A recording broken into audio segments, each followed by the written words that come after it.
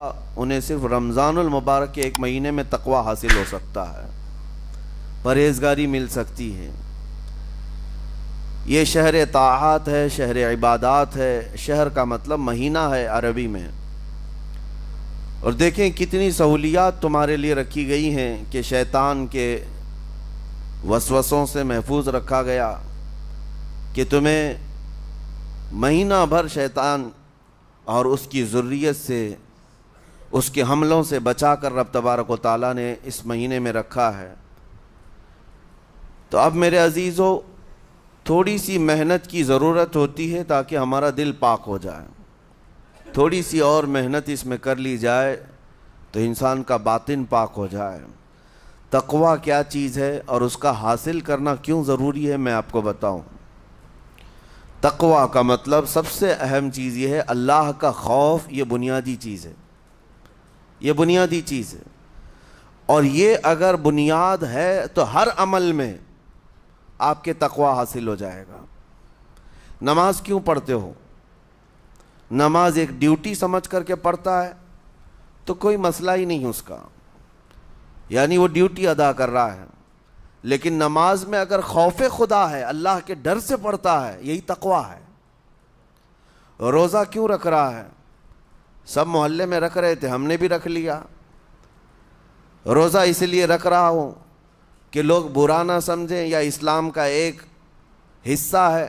اتنی ہی نیت تھی تو پھر اس نے روزے سے کچھ حاصل نہیں کیا، لیکن اسی روزے کو اللہ کے خوف سے رکھا، یہی تقوی ہے۔ تو خوف خدا، اللہ کا خوف آ جانا ہر عمل میں، یہی تقوی ہے۔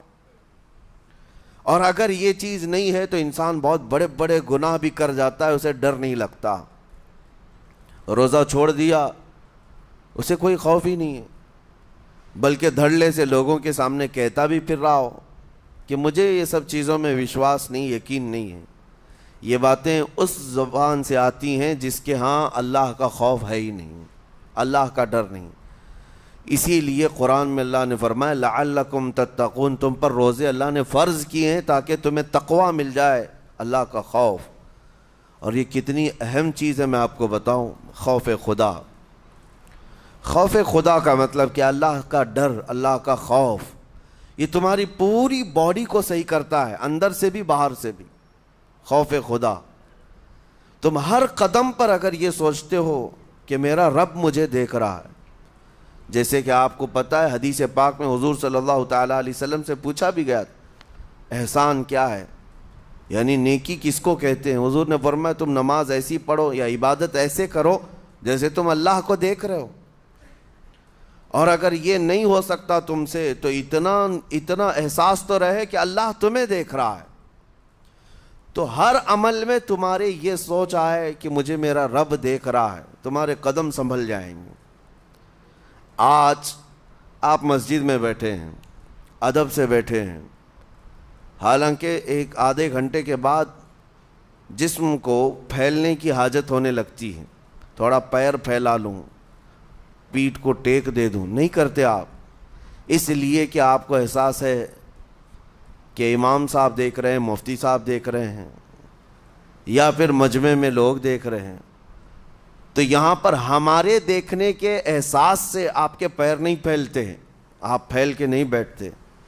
تو ہم میاں نہ سزا دینے والے نہ جزا دینے والے ہیں۔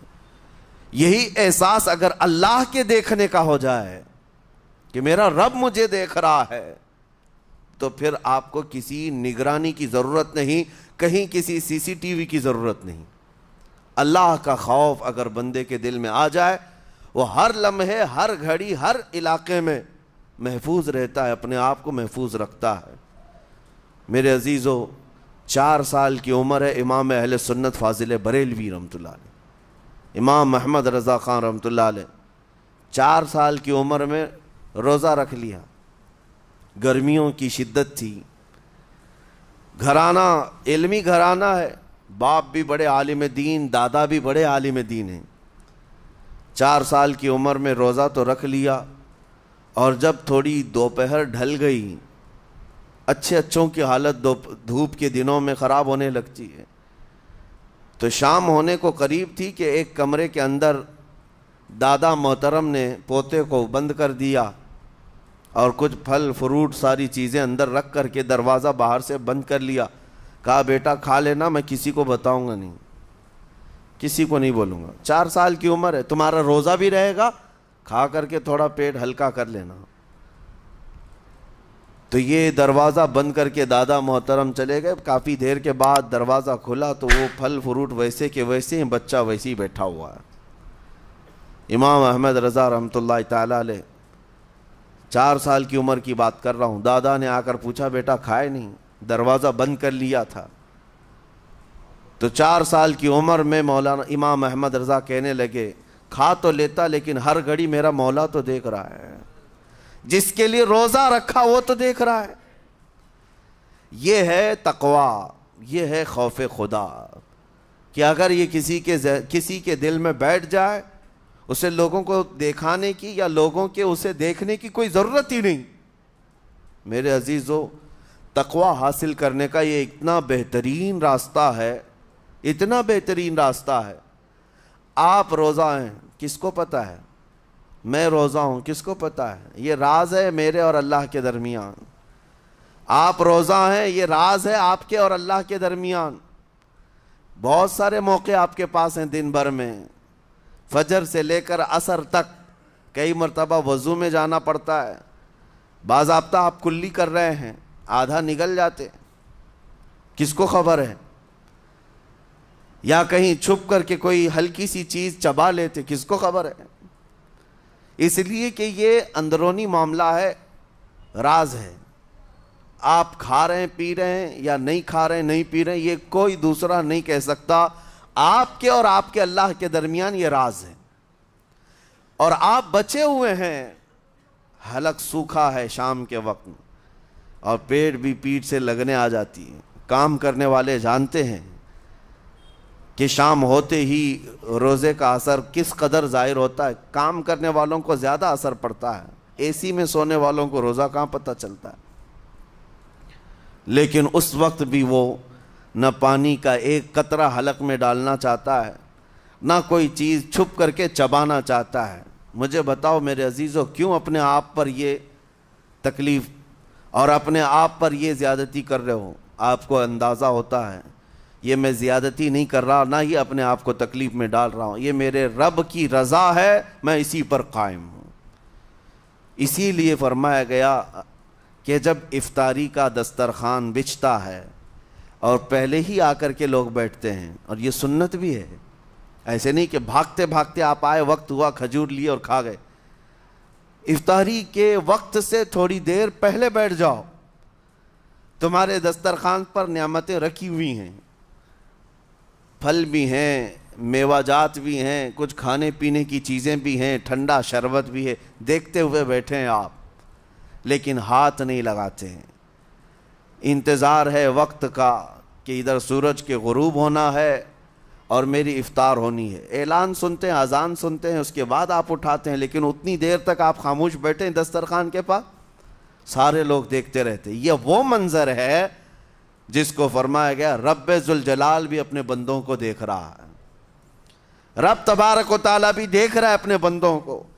اور سارے فرشتوں کو بلا کر میرا مولا اعلان فرماتا ہے یہ میرے بندے ہیں, دیکھو یہ شام کا وقت ہے, ان کے حلق سوکھ چکے ہیں, ان کے پیٹ میں بھوک کی شدت ہے اور ان کے سامنے اچھی نعمتیں پڑی ہوئی ہیں.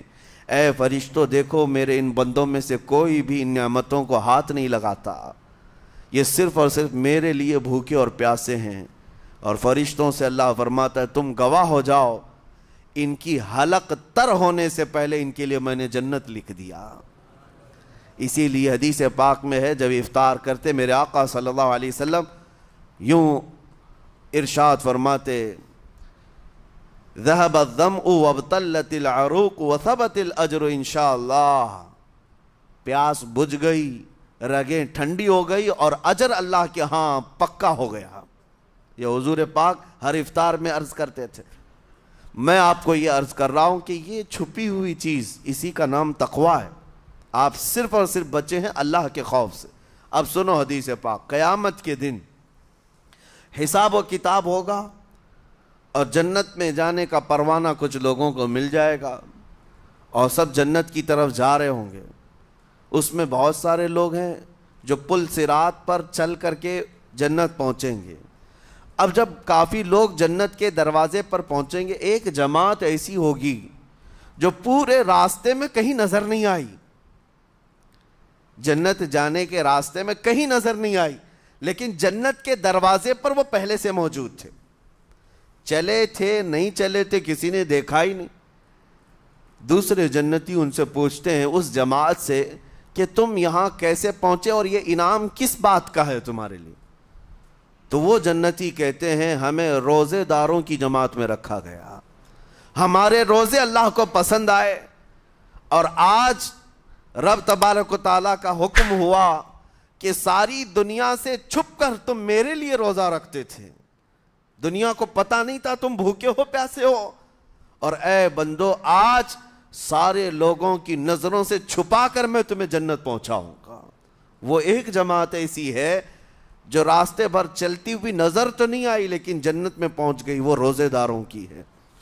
آج یہ تقوی حاصل کرنے کا سب سے بہترین راستہ، اور تقوی کیوں ضروری ہے؟ اب آپ کے روزے سے کچھ حاصل ہوا نہیں ہوا آپ کو دیکھنا بھی ہے، یہ نہیں کہ کیلنڈر کی طرح گنتے جاؤ، 1 ہو گیا، 2 ہو گئے، 3 ہو گئے، ہوتے جائیں گے، یہ دن تو چلتے رہتے ہیں، گنتے گنتے 20 بھی ہو جائیں گے، 25 بھی ہو جائیں گے، 30 بھی ہو جائیں گے۔ روزے گننے کا حکم نہیں، اپنے آپ کو سرچ کرو پھر تھوڑی سی ورزش کرنے کے بعد بندہ ویٹ تول کر کے دیکھتا ہے کم ہوا گھٹا ہے کہ بڑا، ہر دن دیکھتا رہتا ہے۔ ہاں، ورزش کرنے کے بعد پھر ناپ کر کے دیکھتا ہے میرے جسم کا وزن کتنا گھٹا کتنا بڑا۔ ویٹ گین کرنے والے ویٹ لاس کرنے والے دونوں بھی برابر چیک کرتے رہتے ہیں۔ روزہ رکھنے کے بعد تمہیں خود کو بھی چیک کرنا چاہیے کہ میرے اندر اب تبدیلی آئی یا نہیں آئی۔ ایک روزہ رکھا اور پھر رات کو تراویح میں کھڑا ہوا، میرے اندر بدلاؤ کتنا ہے؟ کیا اب اللہ کی آیات قرآن کی سنتا ہوں میرے آنکھوں سے آنسو آ جاتے ہیں؟ اگر آ گئے ہیں تو اس کا مطلب ہے کہ دل نرم ہو گیا، اس روزے نے اثر دکھانا شروع کیا، اور پھر ویسی کا ویسا ہے، تو اس کا مطلب ہے کہ آپ کے روزے سے آپ کو تقوی نہیں مل رہا ہے، آپ کو تقوی نہیں مل رہا۔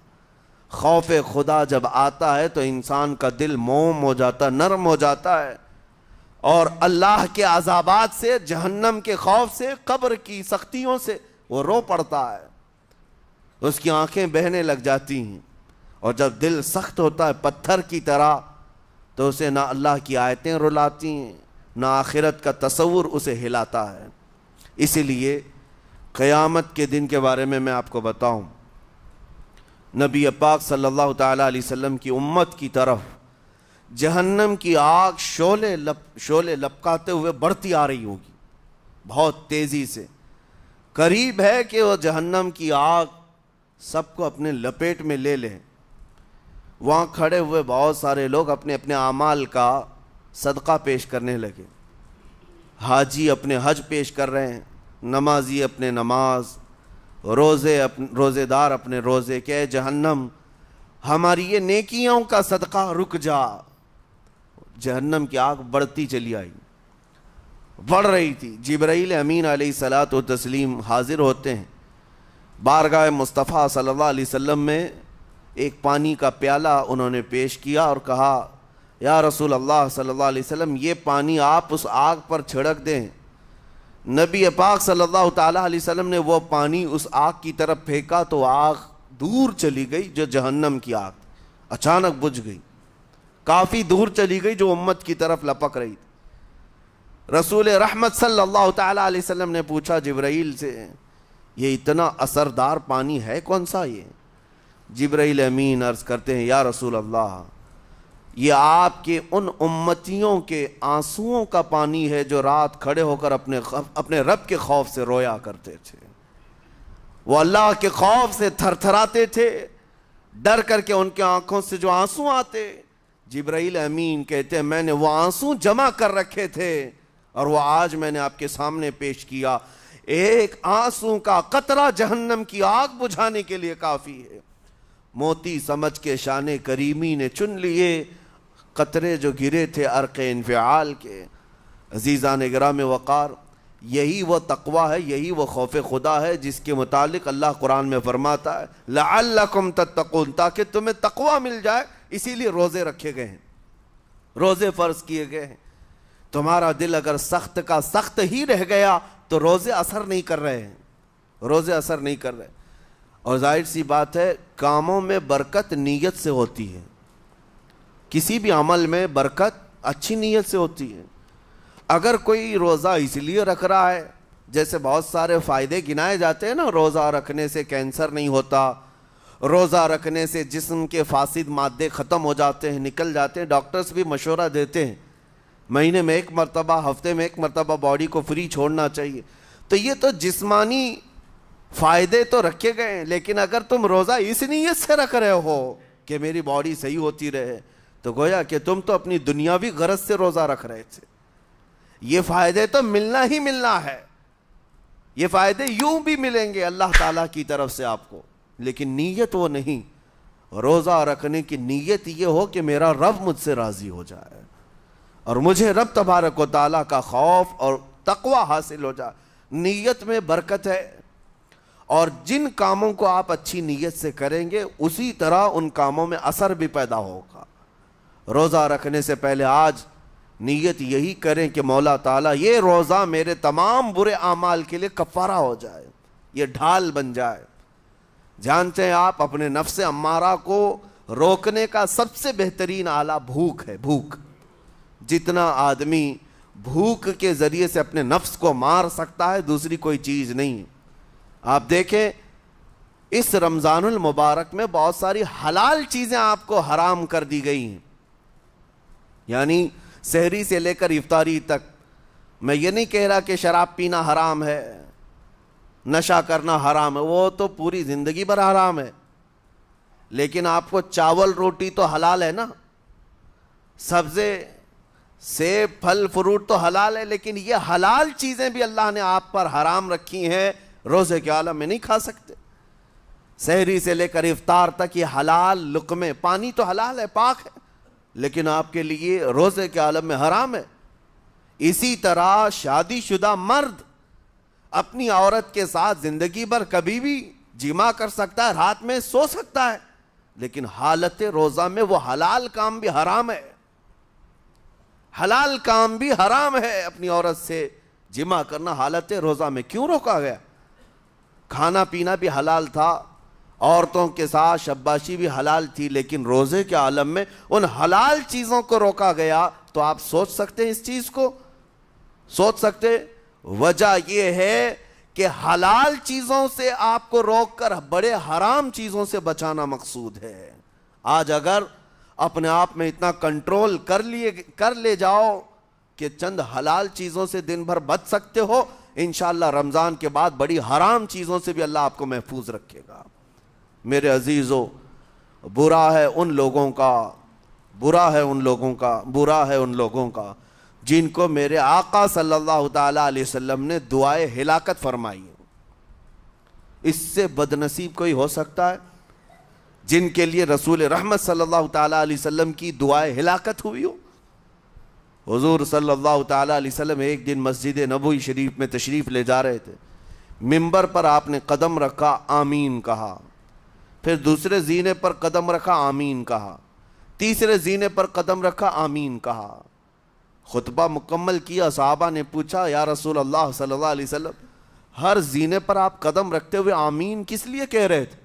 سنو، رسول پاک صلی اللہ علیہ وسلم ارشاد فرماتے ہیں کہ میں جب پہلے زینے پر قدم رکھا تو سید الملائکہ جبرائیل امین آئے اور دعا کرنے لگے۔ کیا دعا کیا؟ یوں کہا، یا رسول اللہ صلی اللہ علیہ وسلم وہ شخص ہلاک و برباد ہو جائے جو آپ کا نام سنے اور پھر اس کے بعد درود نہ بھیجے۔ حضور فرماتے میں نے آمین کہا۔ حضور کا نام سنتے ہی آپ کی زبانوں پر درود آ جانا چاہیے۔ اللہم صلی علی سیدنا محمد وآلہ وصحبہ وبارک وسلم۔ میرے آقا فرماتے ہیں دوسرے زینے پر قدم رکھا تو جبرائیل امین نے یوں کہا یا رسول اللہ صلی اللہ علیہ وسلم وہ شخص ہلاک و برباد ہو جائے جو زندگی میں اپنے ماں اور باپ میں سے کسی ایک کے بڑھاپے کو پایا اور ان کی خدمت کر کے جنت نہیں حاصل کر سکا بلکہ ان کو ایسے ہی چھوڑے رکھا، ایسا شخص برباد ہو جائے۔ حضور فرماتے میں نے آمین کہا۔ پھر جبرائیل امین نے کہا تیسرے زینے پر قدم رکھتے ہی میرے آقا فرماتے ہیں جبرائیل نے یوں دعا کی کہ اے اللہ کے رسول وہ شخص ہلاک و برباد ہو جائے جو رمضان کا مہینہ پایا لیکن اس کا ادب نہیں کر سکا، اس کا احترام نہیں کر سکا۔ حضور فرماتے میں نے اس پر بھی آمین کہا۔ جس کی ہلاکت کے لیے جبرائیل امین دعا کر رہے ہوں اور اس دعا پر سید الانبیاء آمین کہہ رہے ہوں، ایسے شخص کی بربادی کا کیا انجام ہو سکتا ہے؟ وہ کتنا بد نصیب ہوگا۔ اسی لیے میرے عزیزوں مسلمانوں میں یہ رواج ہی نہیں ہونا چاہیے کہ اٹھ کر کے پوچھتے رہیں روزہ ہے کہ نہیں ہے، روزہ ہے کہ نہیں ہے۔ مسلمان ہے تو روزہ ہے، اور یہ کوئی آپشنلی عبادت نہیں ہے کہ 4 رکھ لیا 2 نہیں رکھا، آپشنلی نہیں، یہ فرض عین ہے۔ ایک روزے کو چھوڑنے کا گناہ فرمایا گیا 600 سال تک اسے دوزخ میں رکھا جائے گا، 600 سال تک۔ یہ معمولی چیز نہیں ہے، اور جن کے پچھلے روزے قضا ہو چکے ہیں معاف نہیں ہوں گے۔ تھپڑ مار لیں گال پہ، توبہ توبہ کر لیں، معاف نہیں ہوں گے۔ توبہ تو کرنے کے ساتھ ساتھ قضا بھی کرنا ہوگا۔ جب موقع ملے سال بھر میں اپنے چھوٹے ہوئے روزوں کو واپس کرنا ہے۔ اس کی اہمیت میں آپ کو بتا دوں، ایک روزہ اگر جان بوجھ کر کے کسی نے توڑا یا چھوڑا تو جانتے ہیں اس کا کفارہ کیا ہے؟ اس کا کفارہ یہ ہے کہ اس کے بدلے میں دوسرے دنوں میں 60 روزے کنٹینیو رکھے۔ رمضان کا ایک روزہ پورا کرنے کے لیے 60 روزے رکھنے پڑ جائیں گے۔ ہاں اگر کسی عذر کی وجہ سے، کسی تکلیف کی وجہ سے چھوڑا تھا، بیمار تھا یا سفر میں تھا یا تکلیف کی شدت تھی، اس وجہ سے روزہ چھوڑا تھا، تو اس کے بدلے میں ایک روزے کی قضا ایک ہی روزہ ہوگی۔ لیکن بغیر کسی عذر کے، شہوت کی وجہ سے، نفس پرستی کی وجہ سے توڑا تھا یا چھوڑا تھا تو پھر 60 روزے رکھنے پڑ جائیں گے۔ اس سے اندازہ ہوتا ہے کہ ایک روزے کی اہمیت کیا ہے رمضان کے۔ اسی لیے میرے عزیزو یہ روزے آسان ہیں، روزے آسان ہیں، اس کو رکھ لو، اس کی جزا بہت بڑی ہے، اس کی جزا بہت بڑی۔ ویسے بھی آپ دوسرے دنوں میں لیٹ ناشتہ کرنے کے بھی عادی ہیں۔ ممبئی والوں کا تو حال یہ ہی ہے، 12 بجے کے بعد 1 بجے 2 بجے تو ان کے ناشتے ہوتے ہیں، دوپہر کا کھانا تو شام 5 بجے ہو رہا ہوتا ہے۔ بس وہ ناشتہ سکپ کرنا ہے، دوپہر کے کھانے جو آپ کے ہوتے ہیں اس سے اور تھوڑا ایکسٹینڈ کر لیں تو افطاری کا وقت آ جاتا ہے۔ کوئی بہت بڑی دقت کی بات نہیں، کوئی بہت بڑے بوجھ کی بات نہیں، آسان ہے۔ آج الحمدللہ ہمارے 5 سال 6 سال کے بچے روزہ رکھ لیتے ہیں، تو بڑوں کو تو اللہ نے جو طاقت عطا کی ہے، روزہ ہرگز ترک مت کرو۔ لیکن ساتھ میں آج یہ میسج ضرور دوں گا، نیت یہ کرو کہ مجھے تقوی مل جائے، مجھے پرہیزگاری مل جائے، اور یہ آپ کو خود چیک کرنا ہوگا۔ روزانہ رات کو نماز میں کھڑے ہو جاؤ تراویح کے، دیکھو کہ کتنی تبدیلی آ رہی ہے۔ آج میں نے روزہ افطار کیا، میرے اندر بدلاؤ آیا کہ نہیں آیا؟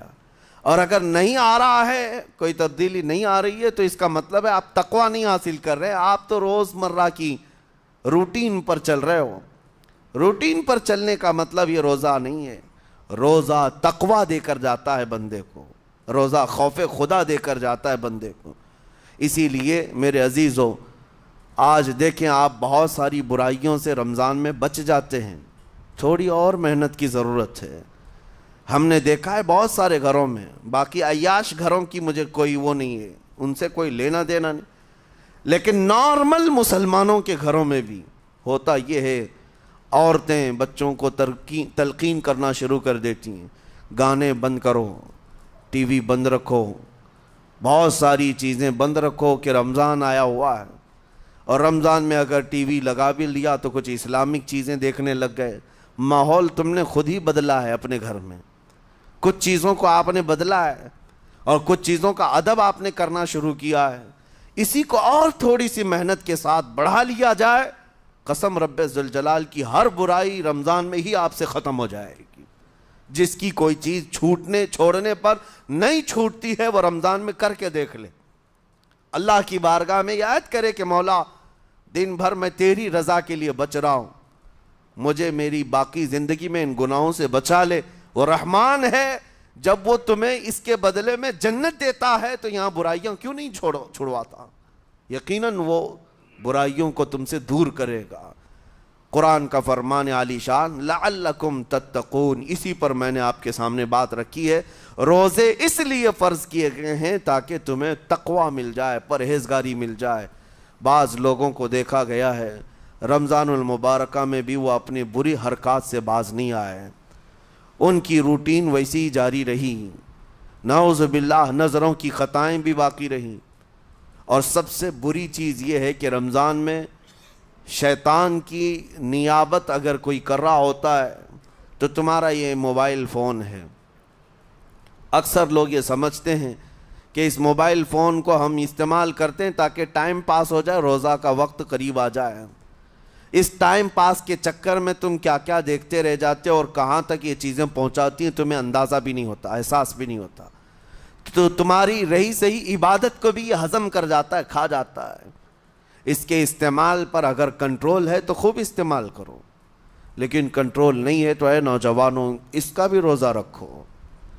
इस इंटरनेट की बलाओं से महफूज हो जाओ, इसलिए कि बहुतों को मैंने देखा है उनके दिन भर और रात भर रमज़ान में सोशल नेटवर्क्स पर मसरूफ़ियत वैसी की वैसी है जैसे दूसरे दिनों में थी। वो रात भर चैटिंग में भी मसरूफ़ हैं, एक दूसरे को इधर उधर भेजने में भी मसरूफ़ हैं। सारी चीज़ें जूं की तूं चल रही हैं। तो तुम्हारे मोबाइल ने तुम्हें तक़वे से बहुत दूर रखा है, तुम्हें रब ताला के करीब होने नहीं देता। अपने आप को बदल लो। जाहिर सी बात है ये सख्त चीज़ है, अगर कोशिश करोगे तो बच जाओगे। और तक़वा इतनी आसानी से तो नहीं मिलता, अपने आप को स्ट्रगल करो, इंशाअल्लाह अज़ीज़ दिल पाक हो जाएगा। फिर आपको अपनी ज़िंदगी के अंदर जो उजाले नज़र आएंगे वो खुद आप महसूस करेंगे, आप महसूस करेंगे। गुनाहों के अंधेरों ने दिल पर ऐसी कालिक रखी है कि आपको कुछ भी यहाँ पर समझ में नहीं आता। वरना नमाजों का लुत्फ़ ऐसा है, कुरान का मज़ा ऐसा है, जिसे ये लग जाए दुनिया की कोई नेमत उसके सामने हेच नज़र आती है, कोई चीज़ उसे अच्छी नहीं लगती। लेकिन कब? जब उसे तक़वे का उजाला हासिल हो जाए। मेरे अजीज़, अल्लाह करीम की बारगाह में दुआ गो हूँ, मौला कदीर व जब्बार हम सबको तक़वा व परहेज़गारी अता फरमाए, और हम सब के रोज़ों से अल्लाह ताला हमें परहेज़गारी अता फरमाए। इन रोज़ों के अनवार और बरक़ात और रमज़ान के एहतराम की हमें तौफ़ीक़ अता फरमाए। मौला करीम तेरी खशियत से और तेरे खौफ से आँखें जो भीगती हैं उन आँखों में हमारा शुमार फरमा दे। तेरे याद में रोने वाले बंदों में हम सबको शामिल फरमा।